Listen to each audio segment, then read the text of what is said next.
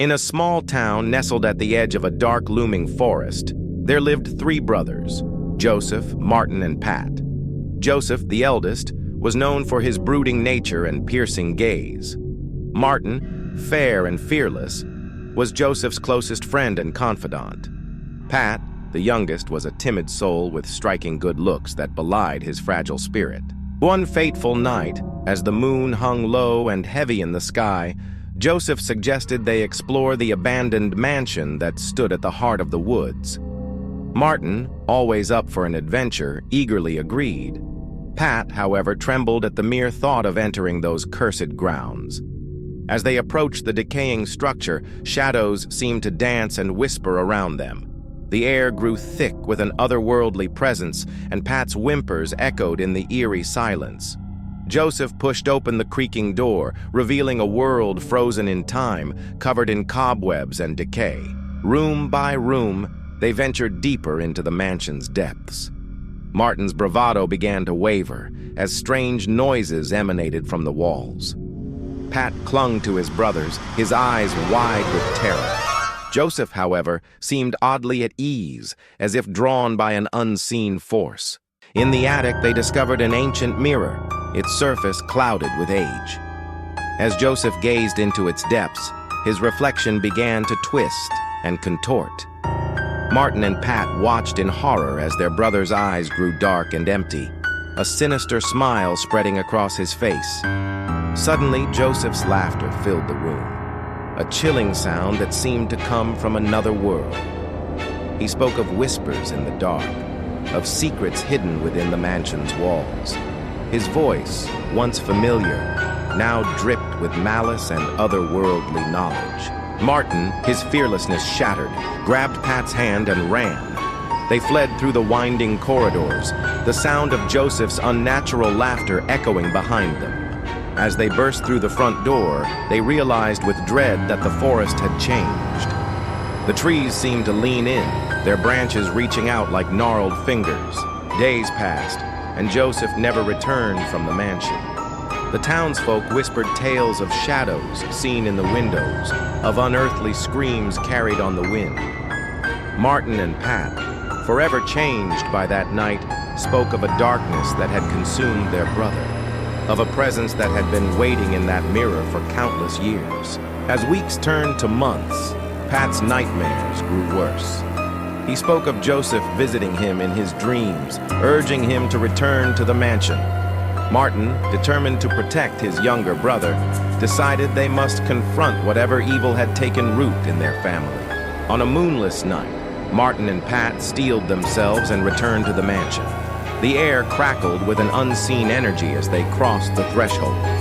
In the attic, they found Joseph standing before the mirror, his form flickering between human and something other. Joseph turned to them, his eyes now pools of infinite darkness. He spoke of ancient beings that existed beyond human comprehension, of a world hidden behind reflections. As he reached out to them, Martin pushed Pat behind him, ready to face whatever his brother had become. In that moment, as Joseph's inhuman fingers brushed against Martin's skin, the mirror shattered. A piercing shriek filled the air, and darkness enveloped them all. When Pat opened his eyes, he found himself alone in the attic, the mirror nothing but shards on the floor. To this day, Pat wanders the town, his once handsome features now gaunt and haunted.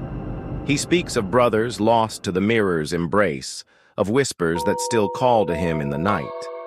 And in the abandoned mansion, locals swear they sometimes see two figures in the windows, their faces pressed against the glass, trapped between worlds. The forest around the town seems to have grown denser, darker. Children are warned never to venture near the old mansion, for fear that they too might be drawn into its otherworldly grasp. But on quiet nights, when the wind blows just right, some say they can hear the faint sound of Joseph's laughter, carried from a place beyond our understanding. As years passed, the story of the three brothers became a cautionary tale, whispered around campfires and used to frighten misbehaving children. But for those who knew the truth, the horror of that night never faded. Martin and Joseph were gone, consumed by whatever darkness lurked within the mansion's walls. Pat, once the weakest of the three, now carried a strength born of survival. He became the town's reluctant guardian, warning away curious teenagers and thrill-seekers who sought to explore the mansion. His eyes, once bright and full of life, now held a haunted look that spoke of horrors beyond imagination. Rumors spread of strange occurrences in the forest. Hikers reported seeing shadowy figures flitting between the trees, always just out of sight.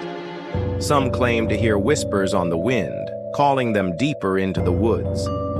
Those who ventured too close to the mansion often returned changed, speaking of dreams filled with twisted reflections and otherworldly entities. One day, a group of paranormal investigators arrived in town, drawn by the legends surrounding the mansion. Despite Pat's warnings, they set up their equipment and prepared to spend the night within its walls. As darkness fell, the town held its breath, waiting to see what horrors the morning might bring. The investigators' screams echoed through the night, sending chills down the spines of all who heard them. When dawn broke, only one member of the team stumbled out of the forest, babbling incoherently about mirrors that led to other worlds and brothers who were no longer human. In the aftermath, Pat knew what he had to do. With a heavy heart, he gathered the townspeople and led them to the mansion. Together, they set fire to the structure, watching as flames consumed decades of darkness and secrets. As the smoke rose into the sky, Pat thought he saw two familiar faces in the windows, smiling at him one last time before vanishing into ash. But even as the mansion crumbled, the town knew that some evils could not be so easily destroyed. The forest remained, its secrets still hidden in shadow. And on quiet nights, when the moon is full and the air is still, some say they can still hear the faint sound of laughter carried on the wind, a reminder that some doors, once opened, can never truly be closed. The story of Joseph, Martin, and Pat serves as a chilling reminder of the dangers that lurk in the shadows, waiting for those foolish enough to seek them out. It is a tale of brotherhood twisted by darkness, of curiosity leading to unimaginable horror. And for those who live in the small town by the forest, it is a constant reminder that sometimes the greatest terrors are those that we invite into our lives. As the years pass, the forest grows ever darker, the trees seeming to lean in towards the town, their branches reaching out like gnarled fingers. And in the hearts of the townspeople, a question lingers. What if the evil that consumed Joseph and Martin is still out there, waiting for its next victims? For in this world of shadows and whispers, some stories never truly end. They simply wait for new chapters to unfold.